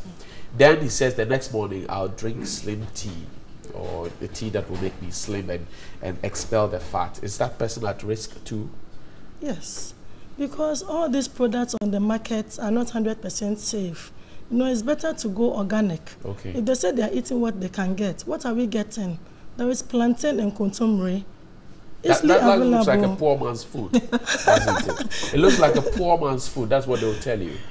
Coffee broke man is for poor people. And it's because we are copying wrongly that we now have a double burden of disease. Formerly, we were suffering from sanitation issues, but now we have taken up the white disease, which are the cardiovascular diseases, due to their lifestyle. And we've added it to our sanitation diseases like cholera, typhoid, and the rest. So it's better to eat the broke man. We are killing ourselves. Mavis, I want to ask a critical question. You're the physiotherapist. You deal with a lot of these cases. Does too much sex cause stroke? No. No. There's no evidence. There's no evidence. There's no scientific evidence if you have or multiple research. sexual partners. There's no scientific research to back that fact. And yes, it is something that is being speculated because one of the risk factors to stroke is hypertension. Right. And a lot of hypertensives are put on antihypertensives. Right. These antihypertensives, when you're on them over a long period of time, can result in some amount of sexual weakness. So a lot of people attribute this sexual weakness as a result of being on antihypertensives over a period of time to sex. They kind of relate it and then attribute sex to stroke. But if you are hypertensive and you are on antihypertensives, you know, and after a period of time you suffer a stroke, then they attribute to the fact that it was because they had stroke that do aphrodisiacs, all the bitter nation, the things that the people are mixing and drinking, do they also have an effect? You know, like we've explained so far, stroke occurs, it starts in the brain. A blood vessel is blocked by a plague, which can be made up of fat, can be made up of any material that can find itself into the bloodstream. So what aphrodisiac are you taking? What is the component of what you're taking in? Can it cause your blood vessels to become weaker and burst in your brain and have blood in your brain? You know, most of these medications that we just buy off the counter or buy in the market from a woman selling in a bowl, and then she mixes up a concoction and gives it to you, and then you take it. Do you actually know the components of what you're taking? That's the question. That's food for thought. What can be the effect of what you are taking in? Can it end up in your brain? Can it block a vessel and cause a stroke? Can it cause the vessel to become weak and burst? Having blood in your brain that can cause a stroke. So we should always ask ourselves before we take in anything. Right. Most grateful. Doc, you have the final word for me, and I'd like you to do two things for me. Let's talk about briefly management and how we're marking the World Stroke Day in Ghana. Okay. So stroke is a condition that is that is managed by one person. It's not a one-man show management. It's actually a condition that is managed by different teams. So we have a physiotherapist, we have a stroke nurse, we have doctors, we have speech therapists who have to help with patients who may have lost their speech. We have people who are even involved with their diet because they need to teach them how to feed, how to swallow. So it's a combination of all these patients. So when you come to the hospital, we usually want to find out what kind of stroke you have, give you appropriate medications, and the most important thing is to make sure your blood pressure comes down. And that is what we are creating awareness about today. Blood pressure should be normal, should come down. And most people would never know they have a high blood pressure until they have developed a stroke. So we advise everyone to regularly check his or her blood pressure. Okay, thank you very much. Dr. Angela Barnes is a physician specialist, head of the stroke team at the La General Hospital. Doc, thank you for your time. Thank you very Emanuela much. Anum Nyanyufio is the nursing officer. She's also a stroke nurse at the La General Hospital. Thank you very much. And finally, Mavis Ajeli Ago is a principal physiotherapist, La General Hospital. Thank you, ladies, and keep up the good work. I wish you all the best. After the break, there's more here. Sports. Yao Ofosulabi standing by on the sidelines. Is he number 11 or number 7? We'll find out after this break. Welcome back and thank you very much. Carry me away. This sounds like it sets the tone for our next conversation, because I'm grabbing a story from the Ghana News Agency. I'd like to share a bit of it with you. And it says over 1,000 people with disability have been defrauded by Reverend T.A. Topper, the Second Foundation, a non-governmental organization based in Koforidua and led by Miss Matilda Topper. The Eastern Regional Branch of the Ghana Society of the Physically Disabled has therefore appealed to the Inspector General of Police to help them collect their registration fees that were paid to the NGO and their passport pictures in custody of the NGO. According to Mr. Daniel Ejikum, the Eastern Regional Chairperson of the GSPD, the foundation or the NGO promised to provide them wheelchairs, food staff, money, clothes, and free vocational training to people with disability in the region if they register with the organization. Many persons with disability from different parts of the region, numbering over 1,000, registered with the NGO and paid a registration fee of 10 cedis each with 2 passport-sized photos at a cost of 5 cedis. The chairman said people who registered with the NGO were also made to buy a customized t-shirt of the NGO at the cost of 20 cedis. Mr. Jekum said he mobilized over 10,000 members of the organization to grab this opportunity. But then the money is nowhere to be found. The goodies that were promised are nowhere near. And a victim of the fraud, Mr. Kwame Kusi, who spoke with the Ghana News Agency, said he borrowed 50 cedis, I beg your pardon, from a friend to travel from Akimoda to Koforidua, hoping to receive something from the NGO, and said he now has to go on road to beg for money to repay his debt, and threatened to curse Ms. Topper for taking advantage. Another said they're going to the Etiwa forest to go and pray. That's the conversation we're going to have. This is brought to you by Star Ghana and with funding from Danida, the European Union, as well as UK Aid. Azogbe, a.k. Ahogbe, a.k. Divine, is the national president of the Social Workers Association of Ghana. Chief, thank you very much for your time. Thank you. And a very well-known face, Josiah Makubu, is a disability advocate. Chief, welcome. Good to have you one more time. This is what we have. A story of give me this and I'll give it that. Can we call it a Ponzi scheme? Josiah. Thank you very much.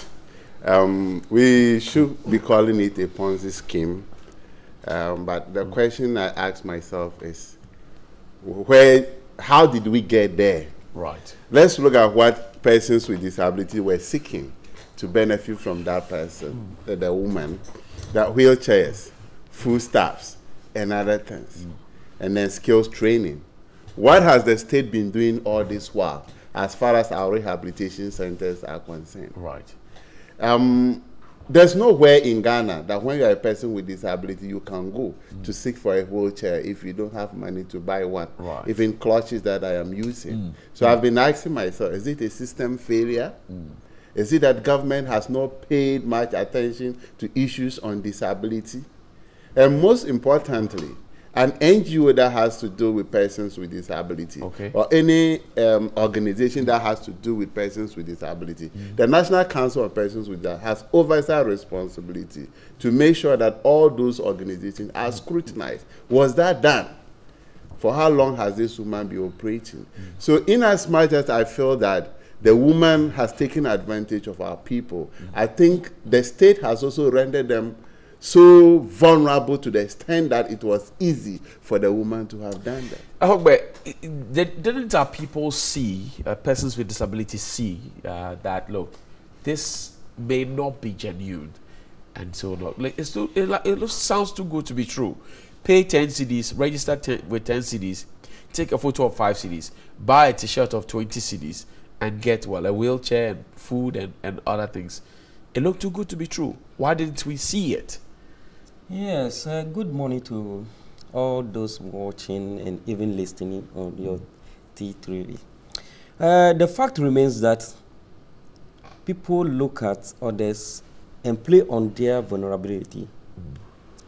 That lady might have studied the disabled in that particular arena, and I've seen that they might not think far. That was why she went to that tangent, just to dupe them. But per my calls and some other work that I've done concerning the woman. Okay. The woman has bad record, and she was taken to court by social welfare officers. You are not providing any evidence to that. You can't. If you need it, it's all over. You can get it. Why didn't you bring it if you have evidence? Yes. As I'm here, I was just called yesterday evening, and then around 10 o'clock, I have to do some background check before coming. But if you are interested, we are ever ready to partner. Well, until we get evidence, we cannot go on and say she's been doing this for some time and she has a bad record. That will not be. Let's run by this single scenario of her asking people to register, and now the persons with disabilities say, look, if you can't provide what you said you would, give us back our money. You have petitioned the IGP. How far have we gone in that direction? In addition to what I earlier on said, you know, the persons with disability, we always educate them and inform them that whoever comes to them that is going to give them ABCD, they should let the Department of Social Welfare know. Okay. Now, at the district level, it's known as Social Welfare and Community Development Department. Okay. They should let them know, but most of the time, they only go on with the people. When it goes bad, before they raise red flag. Do you educate them? Very well. As I'm here, I'm also a social worker, right, and heading a department. So we educate them a lot. Okay? We do our best. But for they themselves, taking up the mandate to liaise with the department, I don't know what is actually scaring them. Right. Josiah, is there enough education, would you say?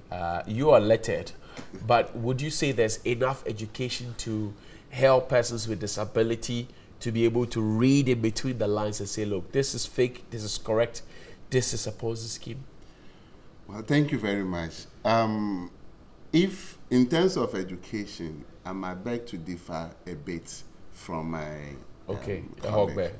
Yeah, I was just having a discussion with him that the attitude of some of the social welfare officers actually scare persons with disability away. Okay. Especially when you have something to do with them and you go there, the kind of maybe the waiting time, the attention they pay to you, the language and other things, you don't feel very much received. Okay. So when that is happening, you see that people begin to take life by their own self. I sat in this studio, and I told, as persons with disability in Ghana, we are living as if we were to die today. Right. We have no hope. And the idea of a Ponzi scheme, let's ask, there's an idea that when you are getting drawn in water, anything you meet, you would like to hold on to it. If proper structures were laid and persons with disabilities are well taken care of, that is where they will be in position to think and analyze opportunity to see which one is genuine and which one is not genuine. In this instance, they were asking for what? Wheelchair, yes, and food, and you are asking for it to be made mandatory for every person with disability to be able to access these at first hand. Yes, it should be made mandatory. Why are these things not you head a department? Yes. Why are they not readily available? Social workers to are get people readily available to assist any PWD or anybody that is mandated under their expected area of scope. They take good care of them. Unfortunately, Josiah says your people, some of the people are rude. Yes, we are in women institution. Okay. I can't run away from it. But I was telling him, and I've been telling other people, that some of the districts or some people that have been recruited of late are not social workers. Even in my office, fine art officer, a fine arts person is recruited to be in my office. He's there right now. In my previous district, an engineer was put there to do social work. And where this incident is happening currently, the one heading over there is not a trained social worker. Have you complained about these ones? Why not? SWAC even had meeting with the head of service. and all the gurus submitted petition upon petitions, and even now, currently, what is underway is a proposal, but nothing is done. So where do we go from Meanwhile, here? we have unemployed social workers association, and they are there without job. Where do we go from here? The unemployment issue is big, but I'm interested in getting finality for these persons whose monies are being locked up with this lady. Where do we go from here? You presented a petition to the IGP. What has become of the petition? The petition was done by the disabled. Okay, so Joshua, you speak to that. Joshua, what has happened to the petition? Yeah, as at now, we've not gotten any finality to the issue. There have been some responses that we are following. Yesterday, I spoke with the Eastern Regional chairperson of GSPD, right, and I was asking him, I think we need to further this complaint to the National Council on Persons with Disability, which I believe if we serve, the Ministry of Gender and Social Protection will be well served. And whatever it is that we can do, we'll follow this issue to a logical conclusion to ensure that the monies are retrieved. And I will urge government, and especially the incoming Minister for Gender and Social Welfare, Social Protection, Honorable Cynthia Morrison, to pay some particular attention to issues on disability. Okay. What is the MPP still waiting for? What is the government of the day still waiting for? It is in the manifesto that the National Council of Persons with Disability, the staffing strength was going to be beefed up, district offices will be open, regional You're offices asking what's keeping them? What is keeping them? Okay. If that is done, I think... Concerning the solution to 10 this, seconds. Harry says we need to go. Concerning the solution, it's just simple.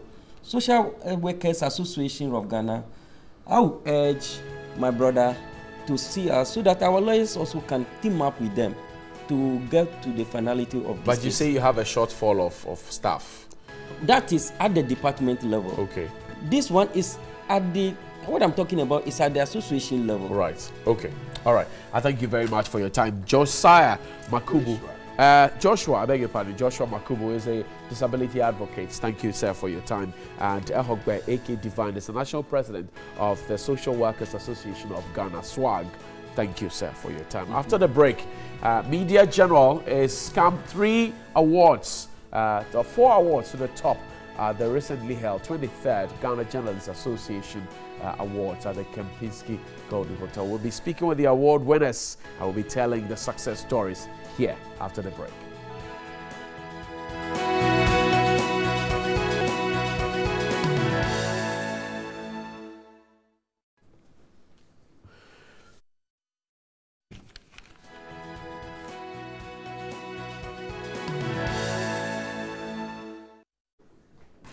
Welcome back. Happy birthday to Ma Efe at Asukwa. And you're in Kumasi. This is from your son, George, wishing you all the best in life.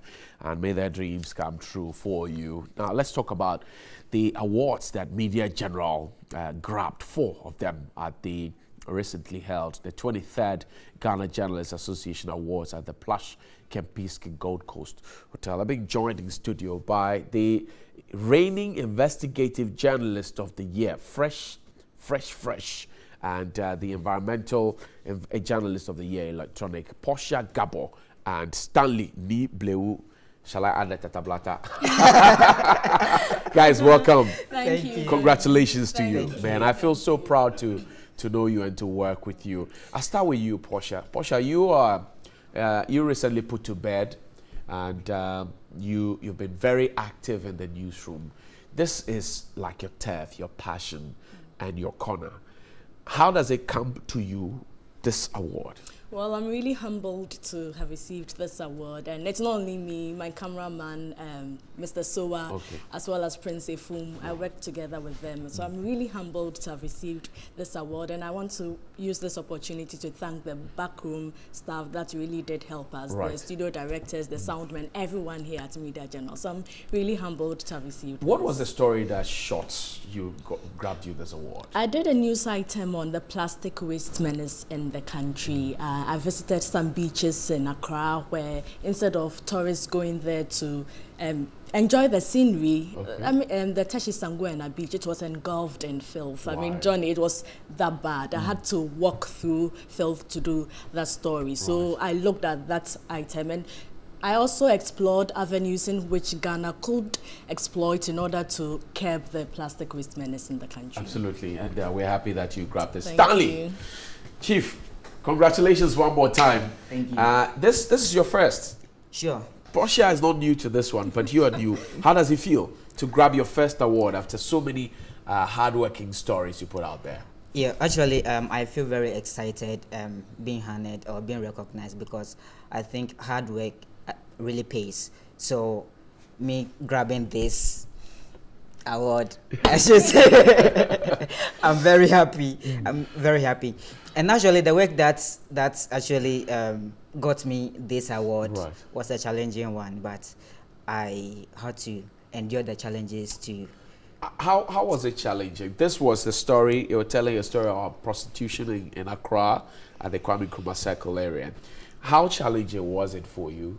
Okay, so the focus of the story was not just to expose the level of prostitution that goes on in that enclave, but to also expose the roots of some state agencies that go in to capitalize on the situation of the area to acquire or to amass wealth for themselves.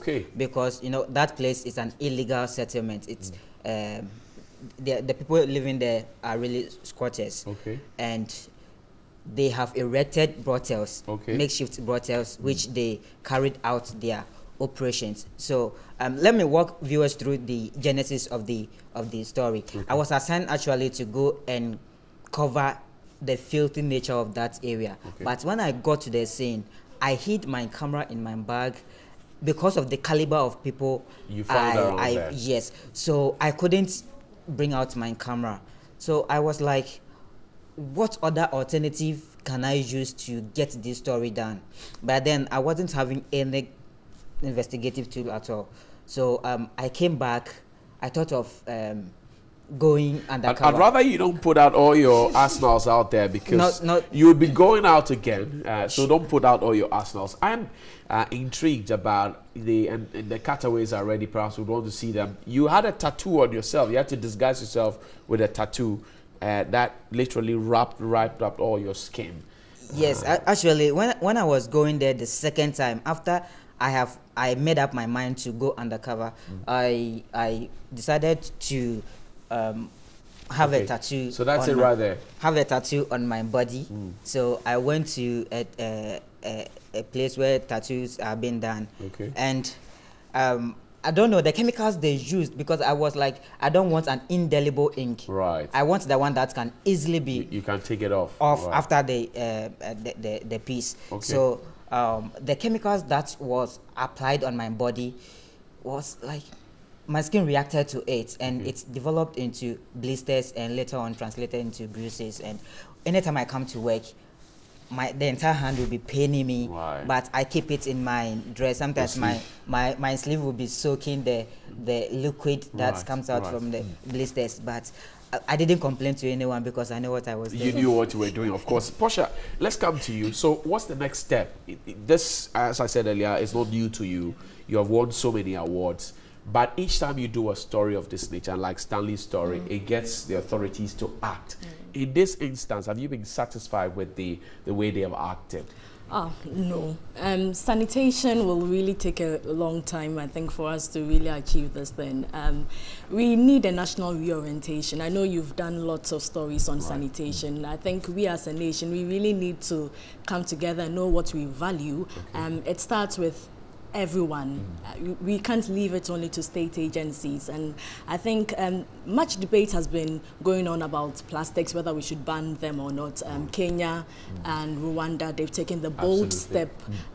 For us, maybe a gradual process, but we really need to think about the future of our children if we want the planet Earth to continue.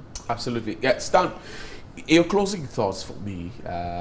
On Saturday, when you were called upstage, they shook hands with you, they gave you your plaque. what was the feeling inside you? The feeling was great, I must confess. The feeling was great when my name was mentioned. And actually, I must say that I have been expecting this award because I know the work I presented was really good. So ever since I heard the story, I was hoping to win this, and finally it came to pass. It came to you. Stanley, Ni Bleu, Tatablata. Should I add Kachilendo? And these are names of stories that, or personalities that is had to engage with in the hinterlands together. So in the newsroom we call him all manner of names, synonymous with the stories that is done. But Portia, your closing thoughts for us. Where do we go from here? I think I'll just continue doing what I love doing, which is going out to do development-oriented stories, and let's see what happens after that. I'm proud of you. Thank you so much. Very proud of you, Stan. I'm proud of you as well. I can shake hands with you, Portia. Or we'll have a Give party. me a high five. A high five. Yeah. We'll have a party. So there, you know, Peter Kwawadato couldn't be here with us, but he had 2 awards to make a total of 4 awards. Portia got the environmental award for electronics. She was talking about plastics. And, well, she said, I like something that she said. She said, well, we need to make up our minds where we want to go in this fight against plastics. And Stanley D. Bleu is the investigative journalist of the year. He spoke or did a story, an expose about prostitution in Accra, following which the Accra Metropolitan Assembly razed down the whole area, banned the illegal structures, and drove the people off. So now we have a clean place, because obviously it had a ripple effect of armed robbery and pickpocketing and all manner of things. So kudos, guys. After this song, we'll be showing you some of your messages and what Tilapia has got to offer us here on Newday. All right, thank you very much for joining us here. Now, let's say good morning to you, Major Gershon Ahmedaka of the Northern Commanders, from your own son here, Percy Agbanu, who says good morning to you. And to you, Mama Ife, happy birthday to you in Asukwa. We love you. Let's check out some of your messages. Newly trained teachers are sitting in the house because of government's new educational policy that are not favorable. Yet, he has no shame of himself, still deceiving Ghanaians with a NAPCO, 200 cars for police, and their new anthem is free SHS, etc. God save us indeed. Destiny from war. The government has done well with the cars given to the Ghana police. I'd like to know if this is what the police need most in Ghana. I visited a police station who stays in a single room with his family. Very low standard of living for such high, demanding, risky, self-denying job. At least chamber and hall master bedroom for the police will boost their morale. Lastly, another misplaced priority on the side of government. How can you go about procuring luxurious cars for police which will be used for personal usage, but no ambulance to transport innocent, vulnerable Ghanaians? God help Ghana as well. Well, you say that. Let's skip down and go up there. Well, we don't have that, but happy birthday to you, Chubbis of Cake Republic. It's your birthday today. Happy birthday to you. Tilapia's got something for us. It says, well, at the KNUST crisis resolution table, by the way, there's going to be a meeting between the ministry and all the key partners, the SRC and everybody, at 10 a.m. today. But UTAG is at the table. They are not happy, obviously, folded arms, and the government is asking questions. And the SRC is there with folded arm as well, and says, we propose a normalization committee. Tilapia is a bad boy. Why the red table? I don't know anyway. But we'll see you tomorrow. It's Monday, and as I always say, win, win, win, win, win. All you got to do is win. Have a great morning, and see you tomorrow.